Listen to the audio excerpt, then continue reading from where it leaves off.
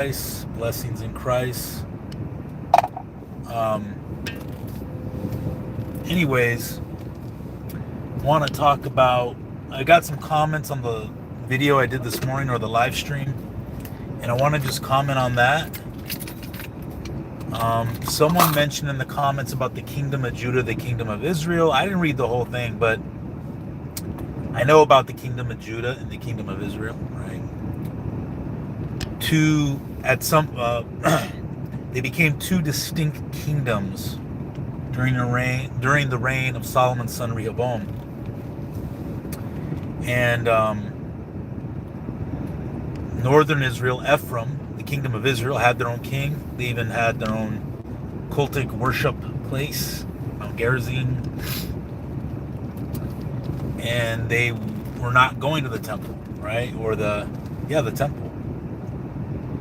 Because the king of the north, the king of Israel, was worried that his subjects would start to feel more loyalty to Judah, the Judahite king, right?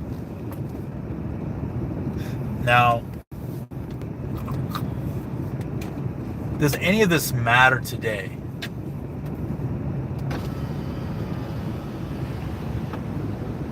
And when I say matter today, I'm not talking about in a sense of scriptural truth. Of course, that matters, right? But what I mean is, does it matter today in terms of whether... Turn right onto West 4th Street, then turn left onto North Broadway. Who's a Judahite, who's an Ephraimite? Does that matter today? We've got to ask ourselves those questions, because... At the light, turn left onto North Broadway. What you're seeing is a lot of people buying into this. This route avoids a slowdown on California 57 North approaching Diamond Bar. You are on the fastest route. You should reach your destination by 5:59 p.m. In 1,000 feet, turn right onto West Civic Center Drive. Got to ask yourself, does this matter in this day and age, right? Because you got people, different groups claiming to be from Judah, and some claiming to be from Israel, the northern kingdom. You got these complicated charts by these different groups, whether it's the British Israelites, Christian Identity, Black Hebrew Israelites, it doesn't matter. You got all these charts, people randomly claiming that this nation is this tribe or this nation is that tribe. Hello, how you doing? Good to see you. Cyan. And the bottom line is, turn right onto West Civic Center Drive. It's untraceable, right? Paul warns about getting into genealogies. Now, one thing that... In 600 feet, turn left onto Main Street. The one thing that's good is that it is important to understand the distinction between Judah and Ephraim in regards to the promises. At the light, turn left onto Main Street. Say something again that is going to challenge people's pride, right?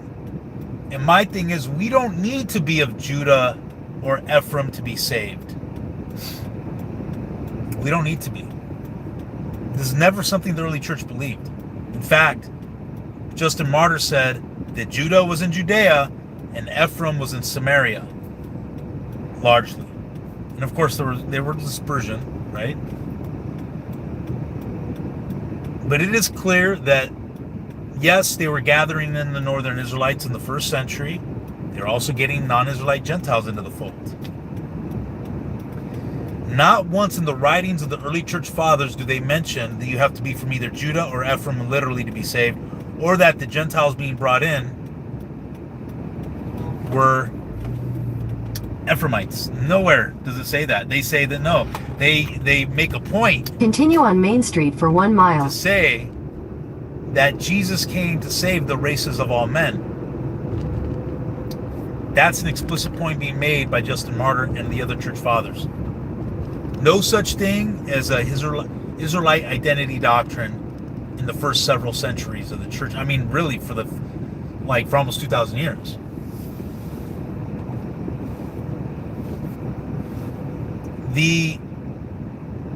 Israelites were not Europeans. They were not blacks.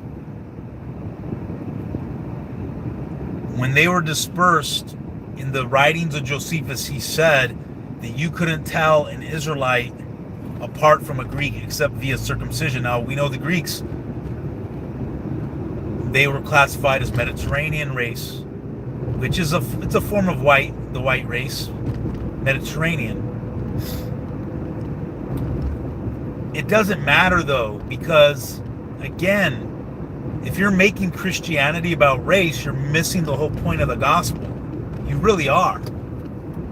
And one, I can prove by Hebrews 8:8 that the kingdom of Judah, the house of Judah, and the house of Israel, which is Ephraim, they were already regathered in the first century by the apostles successfully under the new covenant, which began at the cross, under the new Davidic king, who was enthroned king at his ascension into heaven.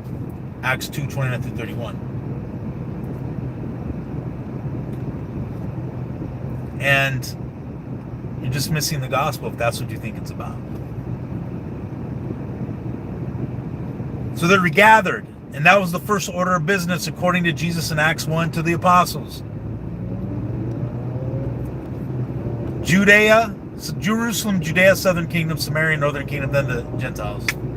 Simple as that.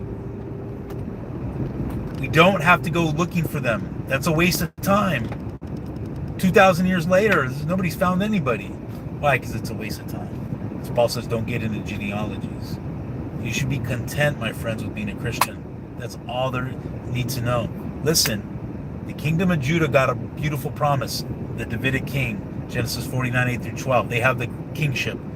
Ephraim has the birthright. And when you go to Revelation 7, you see the 144,000, 12 tribes listed. You don't see Ephraim there. Why? Because Ephraim is the multitude of nations mentioned right after. And the multitude of nations was exactly what was promised to Ephraim. It's a spiritual application to all Gentiles. And just be a Christian. Okay? Be a Christian. Doesn't matter who's an Israelite of the flesh today. They probably don't even exist. They don't exist no more.